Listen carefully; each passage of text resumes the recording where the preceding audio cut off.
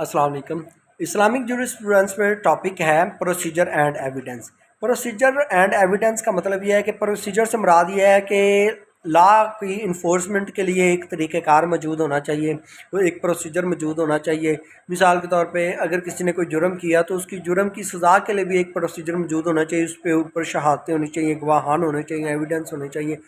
Procedure में Islamic procedure में ये चीज़ आ जाती है कि अगर किसी शख्स ने कोई जुर्म किया है तो उसके ऊपर गवाहान का होना ज़रूरी। मिसाल के तौर पे एक शख्स चोरी करता है, उसके ऊपर दो मुसलमान गवाहान का होना ज़रूरी है, और वो दो मुसलमान जो गवाही दे रहे हैं वो एक तो कभी भी किसी बड़े जुर्म में खुद इन्वॉल्व ना रहे हों, ना ही कभी उनके ऊपर कज़फ़ की हद लगी हो, ठीक है।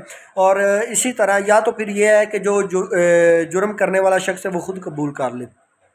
इसकी दलील अबू दाऊद की हदीस में हज़रत माइज़ रज़ियल्लाहु तआला के वाक़या से मिलती है। हज़रत माइज़ रज़ियल्लाहु तआला ने जब नबी पाक सल्लल्लाहु अलैहि वसल्लम को आके बताया कि या रसूलल्लाह सल्लल्लाहु अलैहि वसल्लम माइज़ से यानी कि मुझसे ऐसा जुर्म ऐसी ख़ता सरज़द हुई है कि जिस पर मुझे हद लगती है, तो आप सल्लल्लाहु अलैहि वसल्लम ने उसकी बात को ज़रा नज़रअंदाज किया। लेकिन जब उसने दोबारा फिर इस बात को दोहराया तो आप सल्लल्लाहु अलैहि वसल्लम ने फरमाया अंता मजनून, क्या तू दीवाना है, अपने ऊपर सज़ा लगवाना चाह रहा है? तो कहता नहीं या रसूलुल्लाह सल्लल्लाहु अलैहि वसल्लम, यानी कि उसकी जो कॉमन सेंस थी, इंटेलेक्चुअल था, वो भी दुरुस्त था।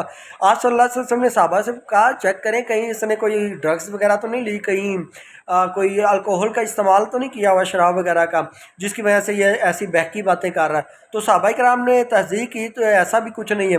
यानी कि अगर किसी शख्स के ऊपर कोई जुर्म साबित होना है तो उसका एक बहुत ही कम्प्लेक्स प्रोसीजर होगा। ऐसा नहीं है किसी को भी पकड़ के सज़ा दे दी जाए, ठीक है, और अवामुन्नास सज़ा दे।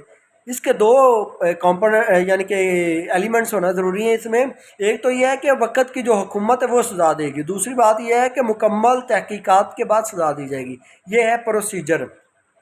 और इसके साथ साथ जो इस्लाम कज़फ़ की जो हद कज़फ़ के बारे में बताता है। कज़फ़ का मतलब ये होता है अगर कोई शख्स किसी दूसरे पर इल्ज़ाम लगाता है और वो इल्ज़ाम साबित नहीं होता तो उसके ऊपर कज़फ़ की हद लगाई जाएगी, यानी कि उसको 80 कोड़े लगाए जाएंगे, ठीक है।